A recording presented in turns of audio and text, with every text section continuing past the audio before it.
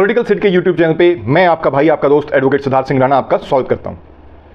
दोस्तों, हमारा जो देश है भारत एक बहुत ही गंभीर बीमारी से ग्रस्त है, या यूं कहें बहुत ही गहरी चोट से, एक बहुत भयानक और बहुत ही दर्द देने वाली चोट, ऐसी चोट हमारे देश को लगी हुई है जिसका कोई भी इलाज नहीं कर पा रहा, जिसका कोई इलाज नहीं हो रहा।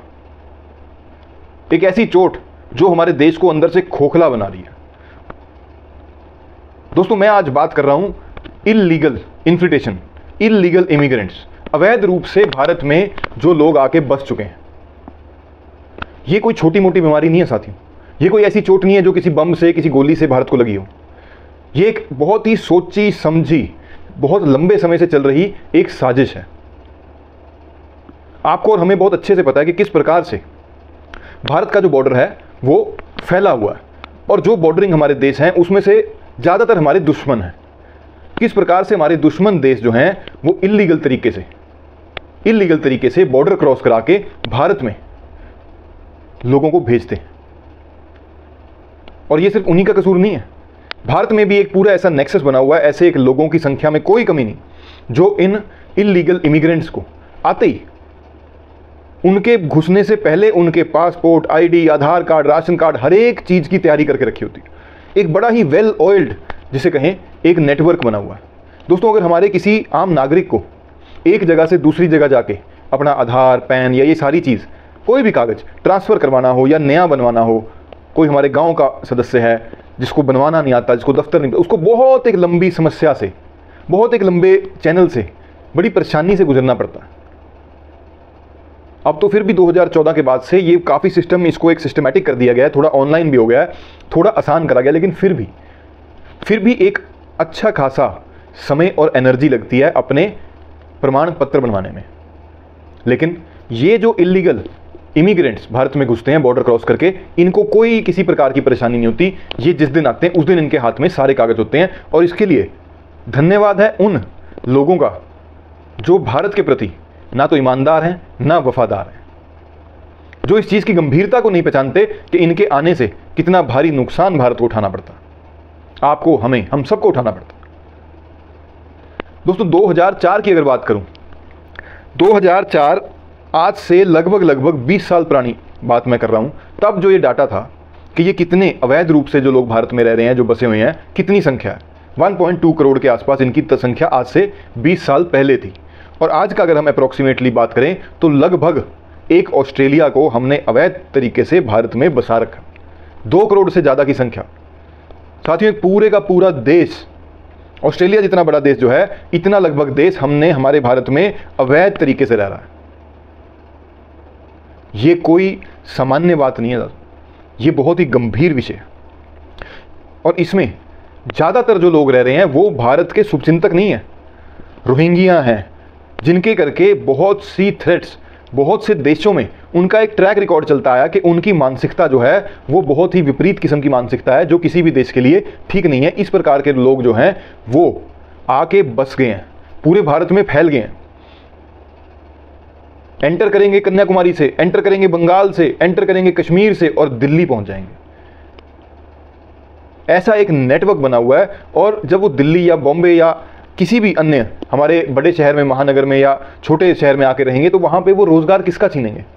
वो जो रिसोर्सेज हैं जिस पे आपका, हमारा, हमारी आने वाली पुश्तों का हक है, उसको वो छीनना शुरू करेंगे, और यहाँ रह के वो अपनी तादाद बढ़ाएंगे और आपके और हमारे रिसोर्सेज को इस्तेमाल करेंगे। तो इस विषय पे दोस्तों, इस विषय पे बहुत गंभीरता और बहुत सजगता से हमें सोचने की ज़रूरत है। फिर अगर मैं बात करूँ, एक कुछ थोड़े समय पहले से एक जिहाद देखने को मिला, मैरिटल जिहाद। किस प्रकार से भारत की, इसमें मैं किसी धर्म पे कोई टिप्पणी नहीं करना चाहता, मैं भारत की बात कर रहा हूं साथियों, इसमें सारे धर्म हैं, सब धर्मों का हमारा देश है। भारत की बेटियों को किस प्रकार पाकिस्तान में शादी करके ले जाया जाता है और फिर उनको वापस भेज दिया जाता है। जब उनके आगे बच्चे होते हैं तो वो भारत में होते हैं, आबादी जो बढ़ती है वो भारत की बढ़ाई जाती है, और उन बच्चों का इस्तेमाल किस प्रकार से स्लीपर सेल बनाने में किया जा रहा है, ये बहुत ही रिकॉर्डेड जो एक चीज़ है वो देखने में आई है हमारे इंटेलिजेंस महकमों में भी, और बहुत ही एक बड़ा जिसे कहें थ्रेट, ये मैरिटल जिहाद जो है ये उभरा है।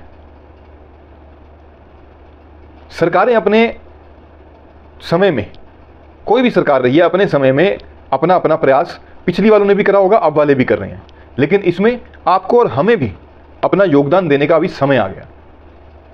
अपने आस पड़ोस में साथियों, अगर आप देखोगे अपने आस पड़ोस में कोई एक रेडी लगती है, फिर दूसरी रेडी लगती है, तीसरी रेडी लगती है, और लगातार अपने एरिया में 20-25 रेडियां लग जाती हैं, या कबाड़ी वाले घूमने शुरू हो जाते हैं। आपने और हमने कभी उनका आइडेंटिटी पूछने का तो छोड़िए साहब, किसी के पास समय नहीं, कभी ये चीज़ नोट करके हमने लोकल चौकी थाने में देने का भी प्रयास नहीं करा कि हमारे क्षेत्र में जो बगल में एक पनवाड़ी बैठता था उसके साथ कोई नारियल पानी वाला बैठ गया, उसके साथ कोई जूस वाला आके बैठ गया, लेकिन वो कौन है, किस गांव से हैं, कहां से आए हैं, उनकी आइडेंटिटी क्या है, ये कोई जानने का प्रयास नागरिक के नाते भी हम लोग करने को तैयार नहीं साथियों। और फिर इल्ज़ाम लगाते हैं हम सरकारों पे। जब तक नागरिक सजग नहीं होगा सरकारें कुछ नहीं कर पाएंगी। तो हमारा और आपका बहुत बड़ा एक जिम्मेवारी भी बनती है और हमारी भूमिका भी है कि हमें जो है आगे बढ़कर इस चीज़ में आना चाहिए। अपनी सराउंडिंग में क्या बदलाव हो रहा है उस पर निगरानी रखनी चाहिए। दोस्तों, सरकार एनआरसी और सीए की बात जब सरकार ने करी तो हमने देखा किस प्रकार से पूरे देश में एक ऐसा माहौल बना दिया गया कि पता नहीं क्या ही होने वाला है। साथियों, अगर कोई देश अपने नागरिकों का रजिस्टर जो है नेशनल रजिस्टर ऑफ सिटीजन्स अगर कोई बनाना चाह रहा है, अगर उसको मेंटेन करना चाह रहा है, तो इसमें क्या गलती है? हम किसी जिम में मेंबरशिप लेते हैं, किसी जिम में जाते हैं, वहाँ पे भी रजिस्टर में साइन करके एंटर होते हैं, साइन करके एग्जिट होते हैं कि उनके पास हमारा आने जाने का रिकॉर्ड रहे। और जब हम इतने बड़े देश की बात कर रहे हैं जिस पे एक आबादी का पहले ही बहुत बड़ा बोझ है, बहुत भारी एक आबादी है जिसको ये देश झेल रहा है, उसके साथ इस प्रकार की घटनाएं, इस प्रकार के तत्व, शरारती तत्व, आतंकवादी तत्व जो किसी ना किसी माध्यम से भारत की ग्रोथ को डिस्टर्ब करने के लिए, जब पाकिस्तान और अन्य जो हमारे दुश्मन देश हैं वो इस चीज़ को नहीं देख पा रहे कि भारत कितनी तरक्की कर रहा है, तो ऐसे अपने स्लीपर सेल्स या यूं कहें अपने एजेंट या अपने आतंकवादी इस तरीके से भारत में घुसाने का उनका प्रयास निरंतर चलता है। और उसका नतीजा क्या होता है? उसका नतीजा होता है पहलगाम। इस प्रकार की घटनाएं कि किस प्रकार से उनको लोकल सपोर्ट मिलता है, किस प्रकार से आतंकवादी घटनाओं को लोकल सपोर्ट मिलता है। ये लोकल्स कहां से आते हैं? आप और हम नहीं है। कौन है ये? उस समय जब जांच होती है, जब जांच एजेंसियां बैठती हैं, तो देखने में यही आता है कि ये इस प्रकार के लोग हैं जो बॉर्डर क्रॉस करके कभी ना कभी भारत में घुसे और भारत में भारत के विरुद्ध काम करने का इन्होंने एक बीड़ा उठाया। तो दोस्तों, मेरा एक बार इस वीडियो के माध्यम से, ये कोई ब्रेकिंग न्यूज़ वाली वीडियो नहीं है, ये एक मेरे मन का भाव है। दोस्तों, आज का जो समय है, जिस प्रकार से हमारे देश में आतंकवादी घटना एक समय के लिए काफ़ी रुक गई थी, लेकिन पहलगाम ने पूरे देश को चेताया है